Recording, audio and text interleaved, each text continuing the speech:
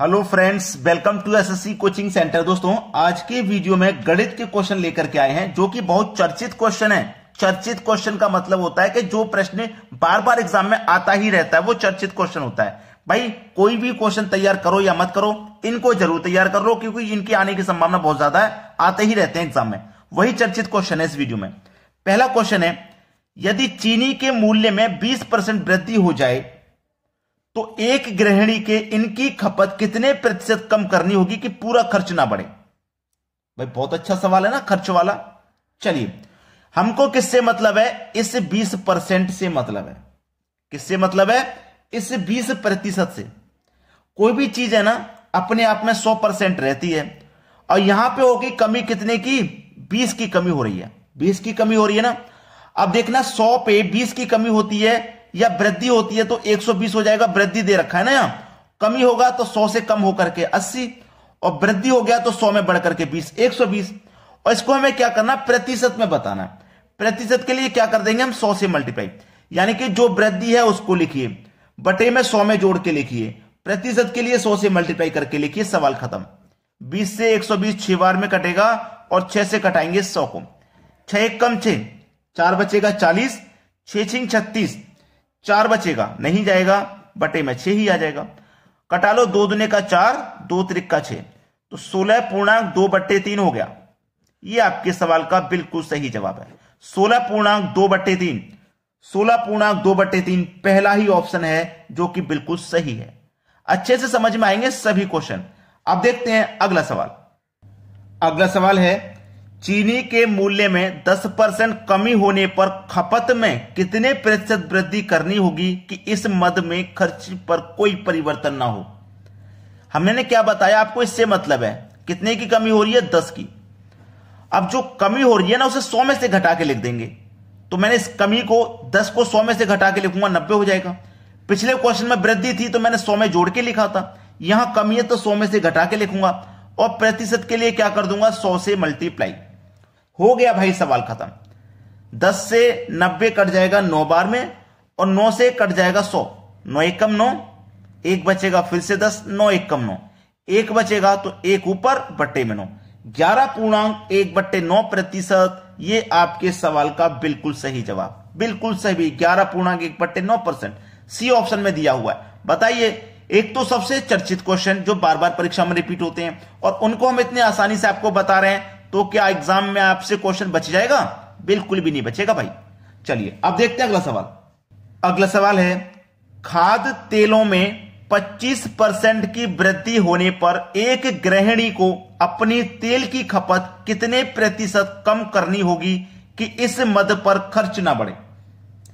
कितने की वृद्धि हो रही है? 25 की हो रही है ना, तो 25 को लिखो। अब वृद्धि है ना तो 100 में 25 जोड़ के लिखेंगे तो 125 हो जाएगा और प्रतिशत के लिए 100 से मल्टीप्लाई करना है, सवाल खत्म। 25 से 125 5 बार में कटेगा और 5 से 100 20 बार में कटेगा। 20% है सही जवाब, जो कि डी ऑप्शन में है। मिल गया ना सभी को आंसर? देखिए दोस्तों, वीडियो में आगे बढ़ने से पहले मैं आपसे कहूंगा कि जिन बच्चों ने अभी तक लाइक नहीं किया है, सेशन को लाइक कर दें, वीडियो को लाइक कर दें और उन बच्चों तक जरूर शेयर कर दिया करें। आपके कांटेक्ट में ऐसे बच्चे होंगे जो कोचिंग सेंटर से तैयारी नहीं कर रहे, घर पे रह के ही तैयारी कर रहे हैं। या तो मान लीजिए कोचिंग सेंटर उनसे दूर ज्यादा है, या फिर मान लीजिए उनके पास पैसे नहीं है जो कि कोचिंग सेंटर की फीस को भर सकें।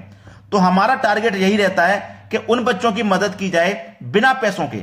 हम भी आपसे देखिए कोई पैसा नहीं लेते, कोई चार्ज नहीं रखते किसी भी वीडियो का, ठीक है? वैसे ही बिल्कुल बिना पैसे के मदद कीजिए किसी की। अगर आप मदद कर रहे हो तो बिना पैसे के। आप भी शेयर करने में कोई कंजूसी मत करिए।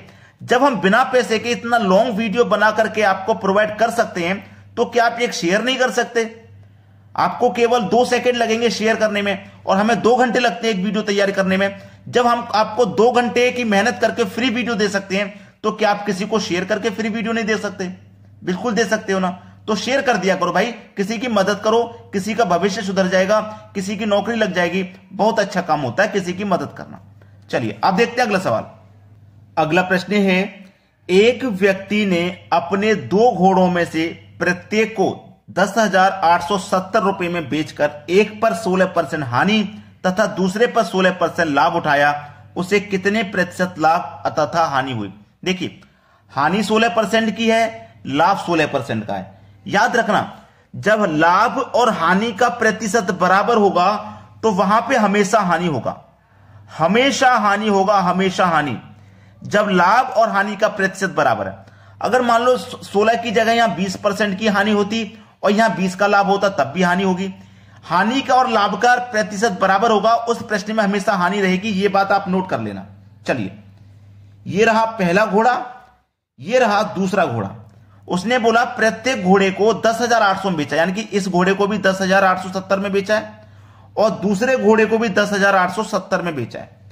पहले घोड़े पर हो रही है 16% की हानि, पहले घोड़े पर हो रही है 16% की हानि, दूसरे घोड़े पर हो रहा है 16% का लाभ। यही तो कह रहा सवाल में।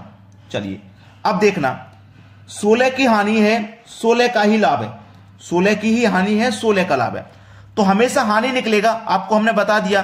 तो हानि प्रतिशत यहां से आप निकाल लीजिए, 16 की हानि गुने 16 का ही लाभ है बट्टे 100 कर देंगे आप। ठीक है, अब देखना यहां पे मैं कटाता हूं, 4 चौके 16 और 4 से कटा दूंगा तो ये 25 बार में कट जाएगा, 16 चौके 64 हो जाएगा और बटे में कितना है 25। अब 25 से इसमें आप भाग दे दीजिए, 25 दुने का 50 कट जाएगा, 14 बचेगा, जाएगा नहीं, 14 में 0 लगा देंगे 144, 25 पंजे 125।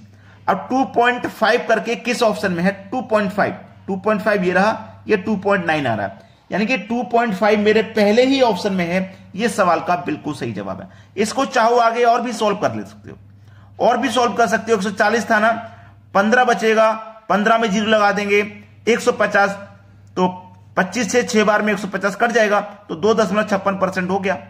पूरा सॉल्व कर लीजिए, नहीं तो एग्जाम में इतना ही करते हैं जितने में आंसर आ जाए, क्योंकि टाइम की बचत करनी होती है, टाइम बहुत कम होता है एग्जाम में। चलिए अब देखते हैं अगला सवाल। अगला सवाल है, एक फर्नीचर विक्रेता ने 720 रुपए की दर से 2 कुर्सी बेची, उनमें से एक कुर्सी पर 20% लाभ तथा दूसरी पर 20% हानि, कितने प्रतिशत लाभ अथवा हानि होगा। देखिए एक पर 20% लाभ है, दूसरे पर 20% हानि है। जब लाभ और हानि का प्रतिशत बराबर रहेगा तो उसमें हमेशा हानि होगी, यह बात मैं आपको बता चुका हूं। उसमें हमेशा हानि होगी जब लाभ और हानि का प्रतिशत बराबर होगा। उसने क्या काम किया है, 2 कुर्सी बेची है, पहली कुर्सी और दूसरी कुर्सी। पहली कुर्सी को उसने 720 में बेचा है, दूसरी कुर्सी को भी उसने 720 में बेचा है। पहली कुर्सी पर 20% का लाभ प्राप्त किया है उसने और दूसरी पर 20% की हानि प्राप्त की है। तो हमने क्या बताया, लाभ और हानि का प्रतिशत बराबर है तो वहां पे हमेशा हानि होगी। तो निकाल लो भाई हानि, 20 गुने 20 बटे में 100, 2 जीरो से 2 जीरो कटा दिया, 2 कमल पे 2 से कर दोगे 4, यानी कि हानि जो होगी वो 4% की हानि होगी। जो हानि होगी वो 4% की हो जाएगी। बी ऑप्शन है सवाल का सही आंसर। 2 मिनट लगेंगे बस सवाल को हल करने में। अब देखते हैं अगला प्रश्न। अगला सवाल है, एक दुकानदार किसी वस्तु के उसके क्रय मूल्य पर ही बेचता है लेकिन 1 किलो के स्थान पर 200 ग्राम कम तोलता है, उसे कितने प्रतिशत लाभ होगा। इसके लिए मैं जो लिखवा रहा हूं उसे थोड़ा लिख लीजिए, त्रुटि बटे में सही माप माइनस में से त्रुटि। देखिए जो मैं लिखवा रहा हूं ना, आप इसको याद कर लेंगे तो सवाल खत्म है, क्योंकि वो क्या कर रहा है कि 1 किलो के स्थान पर 200 ग्राम कम तोल रहा है, यानी कि 1 किलो में होते हैं 1000 ग्राम और 1000 ग्राम में से वो कितना कम तोल रहा है 200 ग्राम, यानी कि वो कितना दे रहा है आपको 800 ग्राम दे रहा है कि नहीं दे रहा। 1 किलो मतलब 1000 ग्राम के स्थान पर वो आपको 800 ग्राम ही तोल करके दे रहा है, 200 ग्राम कम तोल रहा है, यानी कि 200 ग्राम का वो फायदा ले रहा है। तो कितने की त्रुटि कर रहा है वो, त्रुटि लिखिए, कितने की त्रुटि कर रहा है 200 ग्राम की। सही माप कितनी है 1000 ग्राम, उसमें से त्रुटि कितने की उसने 200 ग्राम गुने 100, ऊपर 200 है, ये रहा 200, 1000 में से 200 को माइनस कर दो 800 और गुने कितना भाई 100, सवाल खत्म। 200 से 800 4 बार में और 4 से 100 25 बार में, 25% आपके सवाल का बिल्कुल सही आंसर है बी ऑप्शन। क्लियर हुआ ना। चलिए अब देखते हैं अगला प्रश्न। अगला प्रश्न है, एक हलवाई अपने सामान को क्रय मूल्य पर ही बेचता है, परंतु वह 1 किलो के स्थान पर 900 ग्राम तोलता है, अथवा लाभ प्रतिशत ज्ञात करें। देखिए मैंने आपको लिखवाया था कि इसको लिख लीजिए आप, त्रुटि बटे में सही माप जो है उसमें से माइनस कर देंगे त्रुटि को और गुने 100, यानी कि 1 किलो में कितने होते हैं 1000 ग्राम, और 1 किलो के स्थान पर वो कितना तोल रहा है 900 ग्राम ही तोल रहा है, यानी कि बेईमानी कितने की कर रहा है वो 100 ग्राम की। त्रुटि कितने की कर रहा है 100 ग्राम की, तो त्रुटि लिखिए कितने की है 100 ग्राम की। सही माप कितनी होनी चाहिए 1000, उसमें से माइनस कर दो त्रुटि यानी कि 100 ग्राम को और गुने 100। ऊपर कितना है भैया 100, 1000 में से 100 ग्राम को माइनस करेंगे तो 900 बचेगा और गुने में आपका 100 है। सवाल हो गया भाई खत्म।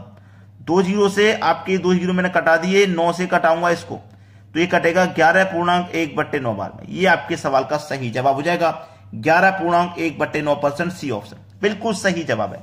तो फिर से वही बात, शेयर और लाइक कर दीजिए, बस इतना काम कर दो। ठीक है दोस्तों, धन्यवाद।